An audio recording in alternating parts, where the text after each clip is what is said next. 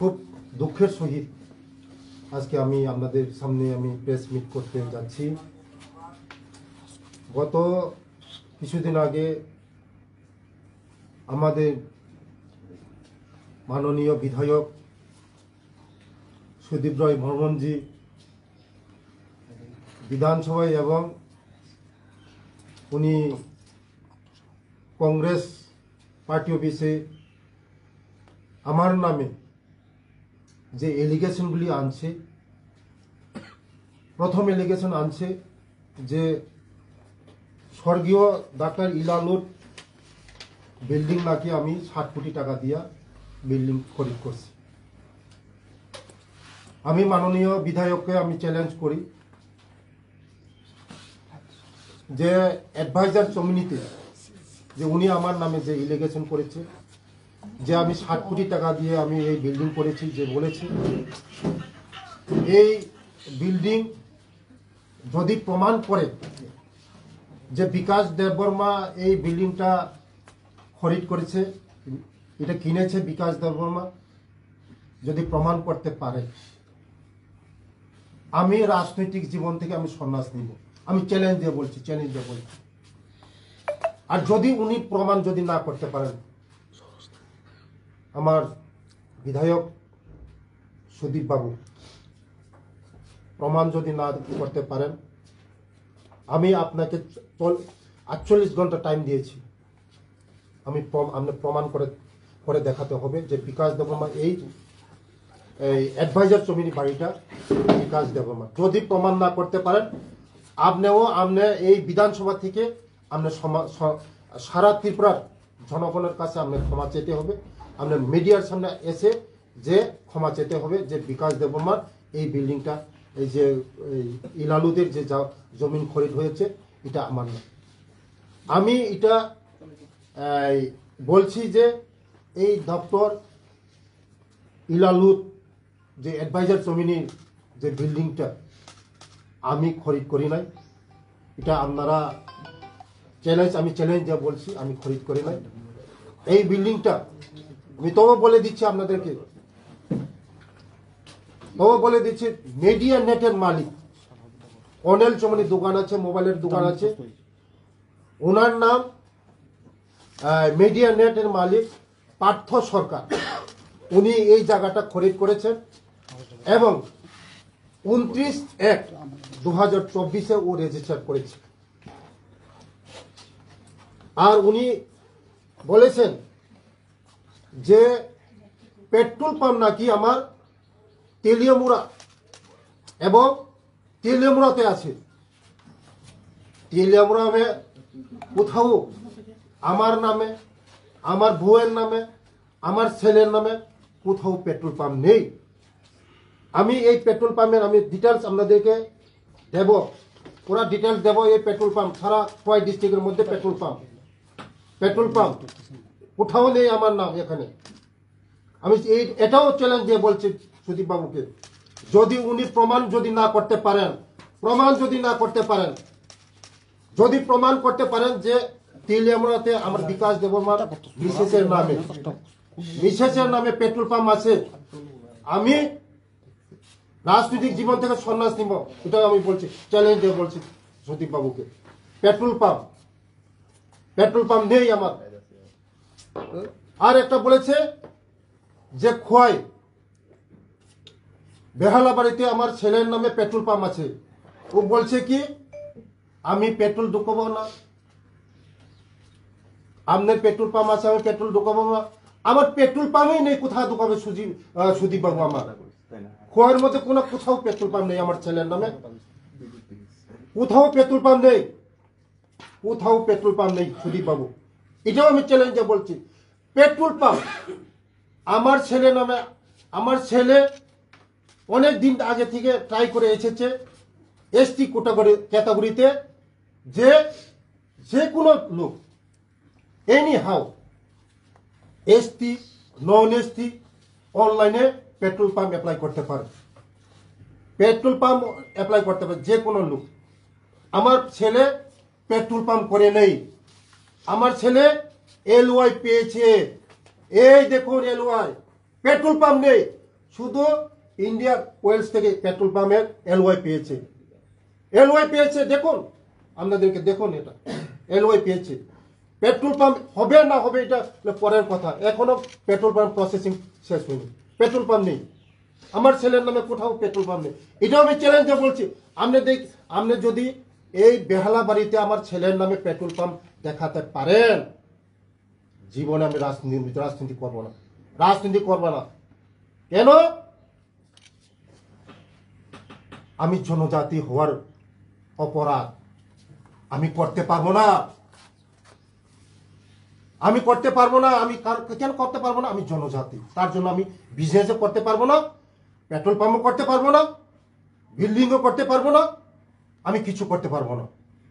আমার অপরাধ কি? আমি জনজাতি, আমি ট্রাইবেল, তার জন্য আমি করতে পারবো না। আর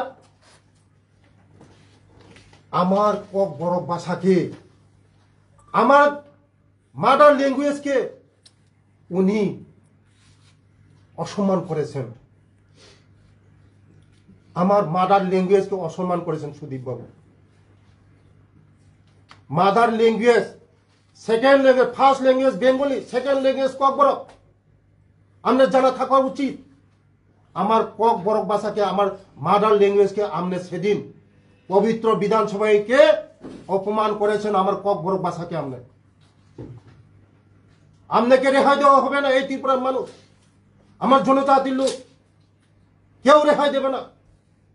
কারণ আপনারা আমাদের জনজাতিকে ভালোবাসেন না, আমাদের জনজাতি ভাই বোনদেরকে ভালোবাসেন না। তার জন্য আপনি আমাদের এই জনজাতি ভাষাকে, আপনি ল্যাঙ্গুয়েজে খারাপ করে আমাদেরকে অসম্মান করেছেন, কক বড় ভাষাকে। কোনোদিন আপনাদেরকে রেহাই দেওয়া হবে না, কোনোদিন আমাদের জনজাতি ভাইরা আপনাদেরকে রেহাই দেবে না। তার জন্য আপনারা গভর্নমেন্টে আসতে পারেনি, তার জন্য আপনারা গভর্নমেন্টকে, কারণ জনজাতি ভাইদেরকে আপনি ভাই বলে মনে করেন না। দুঃখ লাগে সুদীপ বাবু, আপনার জন্য দুঃখ লাগে। আমরা এই ত্রিপুরা যে আমরা পাহাড়ি বাঙালি ভাই ভাই, জাতিগত কোনো ভেদাভেদ নাই, কি হিন্দু, কি মুসলিম, কি খ্রিস্টান, কি শিখ, আমরা সবাই এক। আপনি এই ধরনের অসম্মান করবেন না আমাদেরকে। তৃতীয়, আমি একজন গভর্নমেন্ট কন্ট্রাক্টর। রাজনৈতিক আসার আগে 20-25 বছর আমার পেশা ছিল, আমি গভর্নমেন্ট কন্ট্রাক্টর, বিজনেসম্যান। আমি কন্ট্রাক্টর, বিজনেসম্যান, আমি কন্ট্রাক্টর। লক্ষ লক্ষ কোটি কোটি টাকার আমার ওয়ার্ক অর্ডার আছে এখানে 35 ইয়ার, মাত্র 30% এখানে আমার ওয়ার্ক অর্ডার, কোটি কোটি টাকার, কোটি। আমার এখানে ব্যালেন্স শিট আছে, আমার এখানে ব্যালেন্স শিট আছে, ব্যালেন্স শিট আমরা দেখাবো। চার্টার অ্যাকাউন্ট ব্যালেন্স শিট আছে, ব্যালেন্স শিট আছে, দেখাচ্ছি আপনাদেরকে। 13, 14, 15 চার্টার অ্যাকাউন্ট ব্যালেন্স শিট আছে আমার।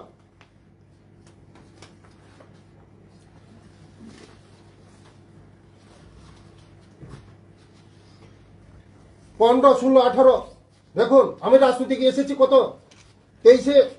ওরা তো বলছে আমার আয় কোথা থেকে আসছে, আমি আরো বলবো। দেখুন এখানে আমার কোটি কোটি টাকার ওয়ার্ক অর্ডার আছে, কোটি কোটি টাকার গভর্নমেন্টের ওয়ার্ক অর্ডার, দেখাচ্ছি আপনাদেরকে।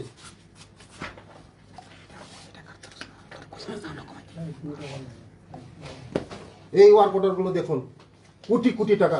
মাত্র এখানে ওয়ার্ক অর্ডার 30% উঠে এসেছে। 25 বছর, 20-25 বছর আমি ঠিকাদার করি, বিজনেসম্যান, কন্ট্রাক্টর করি, কোটি কোটি টাকার এখানে ওয়ার্ক অর্ডার আছে, ব্যালেন্স শিট আছে, চার্টার অ্যাকাউন্টে ব্যালেন্স শিট আছে, সব আছে, আইটি রিটার্ন আছে, এখানে সব আছে।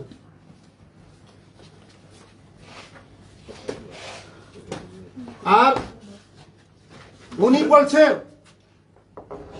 কোথা থেকে পয়সা পেয়েছে। আমার বাবা সেন্ট্রাল গভর্নমেন্টের চাকরি করে, আমার বাবা ভারত সরকারের চাকরি করে, পোস্ট অফিস ডিপার্টমেন্টের বাবা, আমার বাবা। আর আমার মা সমাজ শিক্ষা দপ্তরের মাস্টার করে, টিচার। আমার ছোট ভাই ত্রিপুরা সরকারের টিচার। আমার দিদি গভর্নমেন্টের চাকরি। আমার জামাই বাবু ম্যানেজিং ডাইরেক্টর। আমার আর একজন জামাই বাবু ফিশারি অফিসার, গেজেটের অফিসার। আমার এক ভাগিনা এই আগরতলা শহরে SBI এর ম্যানেজার, স্টেট ব্যাংকের ম্যানেজার। আমি এই ভূমির পুত্র, আমি এই ভূমির পুত্র। আপনার কি উৎস আছে? আপনারও তো সম্পত্তি আছে, কোটি কোটি টাকার সম্পত্তি আছে আপনার। আমি তো বিজনেস করছি, সব দেখাচ্ছি আপনাদেরকে। বিজনেস করছি, বিজনেস কন্ট্রাক্টর করছি, কোটি কোটি টাকার ওয়ার্ক অর্ডার আছে, সব আছে, ওয়ার্ক অর্ডার আছে। আমার মা বাবা সেন্ট্রাল গভর্নমেন্টের চাকরি করে, বাবা চাকরি করে, মা চাকরি করে, ভাই চাকরি করে, বোন চাকরি করে, আমার ফ্যামিলি সব চাকরি করে, সব চাকরি করে। তারপরেও আমি বলছি আমার অনেক বিজনেস আছে। এই রাজনৈতিক জীবনে আসার আগে আমার বিজনেস অনেক আছে। আমার বাবার প্রপার্টি, আমার দাদুর প্রপার্টি 200 কানি, 200 কানি প্রপার্টি। দাদুর 200 কানি জমি আছে, জমিদার। আমরা অন্য দেশের থেকে আসি নাই, আমরা ভূমিপুত্র, এই দেশের ভূমিপুত্র। আমি জনজাতি, আমি ত্রিপুরাসা হওয়ার কি আমি করতে পারবো না? বিল্ডিং করতে পারবো না? হোটেল করতে পারবো না? দিল্লি ফ্ল্যাট কিনতে পারবো না? লেম্বু সরে বাড়ি করতে পারবো না? বড় বড় বাড়ি করতে পারবো না? বড় বড় ফ্ল্যাট করতে পারবো না? বিজনেস করতে পারবো না? আপনার কোথা থেকে এসেছেন? আপনার বিজনেস কি? আপনার তো আরো কোটি কোটি টাকা আছে। এই যে অনেল চুমনি বাড়িটা, কোটি কোটি টাকার সম্পত্তি কোথায় পেয়েছেন আপনার? নামে বেনামে। আরো আপনার বর্মন বাবু, আপনার কোটি কোটি টাকা আছে। সুদে টাকা খাটাচ্ছেন আপনার। বয়ের নামে রিয়েল এস্টেট বিজনেস করছেন। কি উৎস আপনার? মানুষ প্রমাণ করবে এটা। আর আমরা যদি ভূমিপুত্ররা যদি অল্প করে আপনার চোখে লাগে, আমি ত্রিপ্রাসা যদি করে আপনার চোখে লাগে নাকি? আমি কি ফকির? আমি তো রাজনৈতিক আসার আগে আমার কোটি কোটি টাকা বিজনেস আছে, টার্নওভার আছে, আমার বিজনেস আছে, সব আছে। আর লেম্বুসরা বাড়ি করছে আমার ফ্যামিলি। লেম্বুসরা জায়গাটা নিয়ে কথা বলছে, লেম্বুসরা বাড়ি। হ্যাঁ আছে লেম্বুসরা বাড়ি, কেন থাকবে না লেম্বুসরা বাড়ি? আমার মিসেসের বাড়ি নামে আছে। এই জায়গার দাম অনলি 90,000 টাকা।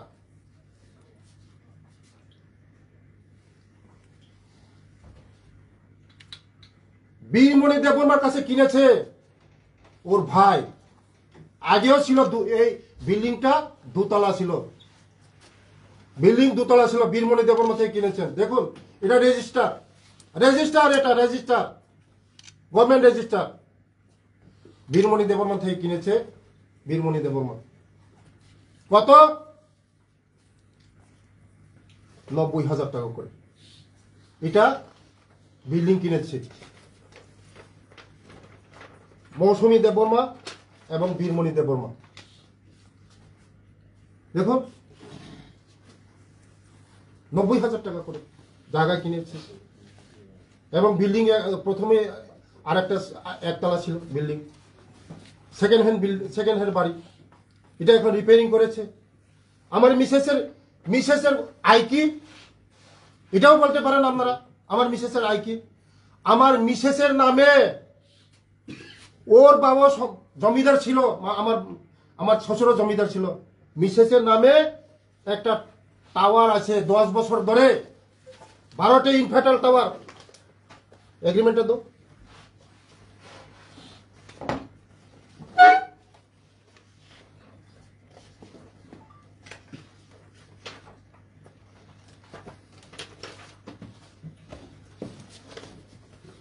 টাওয়ার কোম্পানি, দুটা টাওয়ার আছে আমার নামে এবং মিসেসের নামে।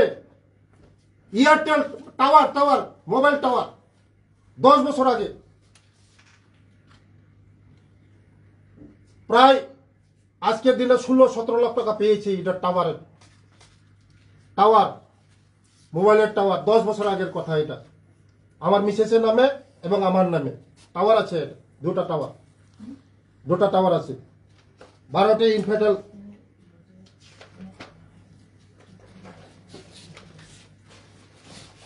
তাদের সঙ্গে এগ্রিমেন্ট, টাওয়ার মোবাইল টাওয়ার,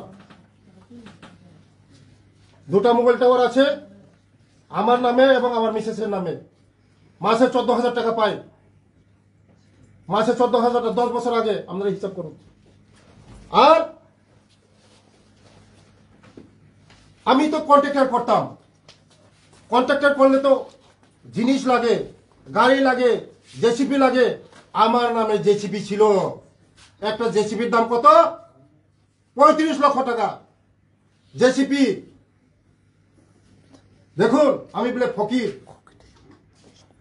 আমি সুদীপ বাবু এবং আমার এলপি সাহেব জিতেন বাবুকে আমি দেখাচ্ছি।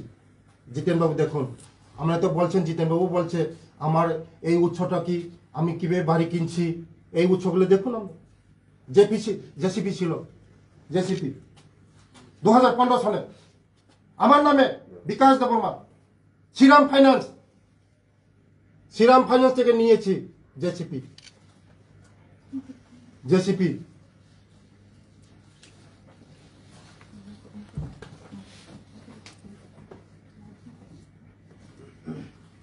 ফ্ল্যাট, হ্যাঁ দিল্লি ফ্ল্যাট কিনেছি।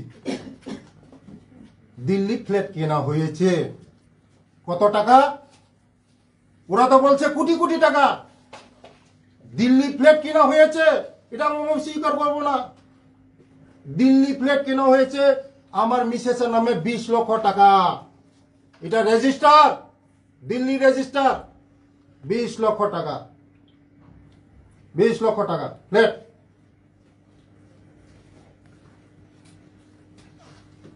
দেখছেন আপনারা? 20 লক্ষ টাকা দেখুন। 20 লক্ষ টাকা দেখুন। 20 লক্ষ টাকা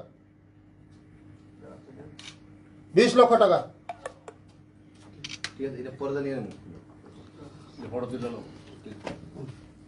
কোথায় পেয়েছে 20 লক্ষ টাকা? আমার বড়মরাতে জায়গা আছে কত কানি? 26 কানি। আমার এগ্রিমেন্ট হয়েছে। কার সঙ্গে এগ্রিমেন্ট হয়েছে? Ezekiel builders private limited, director Sharmistha Debbarma. Ezekiel private limited, ওর কাছে আমি 25 লক্ষ টাকা নিয়েছি। কেন নিয়েছি? ওর সঙ্গে আমার বিজনেস হবে। বড়মরাতে ফ্ল্যাট করেছে, বলেছে না? বড়মরাতে ফ্ল্যাট হচ্ছে, আপনারা সব মিডিয়া দেখছেন। বড়মরাতে ফ্ল্যাট হচ্ছে, বিজনেস হবে কিনা। শেয়ারিং 40% এবং 60% হবে। বিল্ডার্সের সঙ্গে শেয়ার হবে ওর সঙ্গে। আমি অ্যাডভান্স নিয়েছি 25 লক্ষ টাকা বিল্ডার্সের কাছে। বিল্ডার্স এখানে বাড়ি বানাবে, যত প্রফিট আসবে তার সঙ্গে আমার এগ্রিমেন্ট হয়েছে। ওই টাকা নিয়ে আমি 25 লক্ষ টাকা নিয়েছি। এই টাকা নিয়ে 20 লক্ষ টাকা দিয়ে এই বাড়িটা কিনেছি। দিল্লির বাড়িটা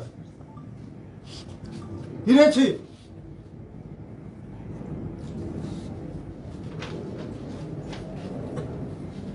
বড় মরে গেল বিধায়ক, আমার খুব দুঃখ হয়। আমি এই খুব মনের মধ্যে ব্যথা হয়। আমি এই ভূমিপুত্র, আমি বিজনেসম্যান। আমার বাবার সম্পত্তি, পরম্পরা সম্পত্তি, জমিদার। আমার বাবা চাকরি করে, মার চাকরি, পুরো ফ্যামিলি চাকরি করে। তবু আমি করতে পারি না, কারণ খুব দুঃখ লাগে। আমি দুঃখ সয়ে আমি বলছি আমার মিডিয়া বন্ধুদেরকে, সুদীপবাবু করতে পারবে, আমি জনজাতি হওয়ার কারণ একটাই অপরাধ, আমি জনজাতি, আমি করতে পারবো না। তাই জনগণের কাছে আমার অনুরোধ, জনগণের কাছে আমার আপিল যে সুদীপ বাবু করতে পারবে, বিকাশ দেবম করতে পারবে না। সুদীপ বাবুর কোনো বিজনেস নেই, হ্যাঁ কোটি কোটি টাকার গড় করবে। এই কর্নেল চৌমনি বাড়ি কোটি কোটি টাকার, এতদিন ইলিগেল ছিল, এই বাড়িটা করতে পারবে না, লিগেল ছিল। আমি আর একটা প্রশ্ন করছি, এতদিন এই বাড়ি ইলিগেল ছিল, এখন কিভাবে ইলিগেল হয়েছে এটাও আমি দেখার জন্য আমি অনুরোধ করছি, কিভাবে লিগেল হলো এটা। এতদিন তো এই কর্নেল চৌমনি বাড়িটা ইলিগেল ছিল, বাড়ি করতে পারে না, এখন কিভাবে কয়েকদিনের মধ্যে লিগেল হয়ে গেল, এটা আমি অনুরোধ করছি, এটাও তদন্ত করা হোক। যে আমার মিডিয়া বন্ধুদেরকে আমি খুব মনের মধ্যে ব্যথা পেয়েছি, আমার এই লিগেল ইনলিগেল যেভাবে আমার উপরে যেভাবে এসেছে। আমি আপনাদের কাছে, আপনাদের মাধ্যমে আমি অনুরোধ করি যে এইভাবে আমার যে উপরে যে ব্লেম আনেছে, যেগুলি পেট্রোল পাম্প যেভাবে এই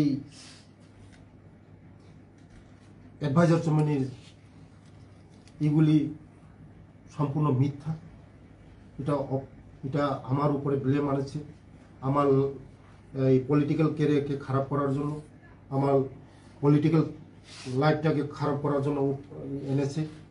এটা আমি সম্পূর্ণ আমি এটা ধিক্কার জানাই।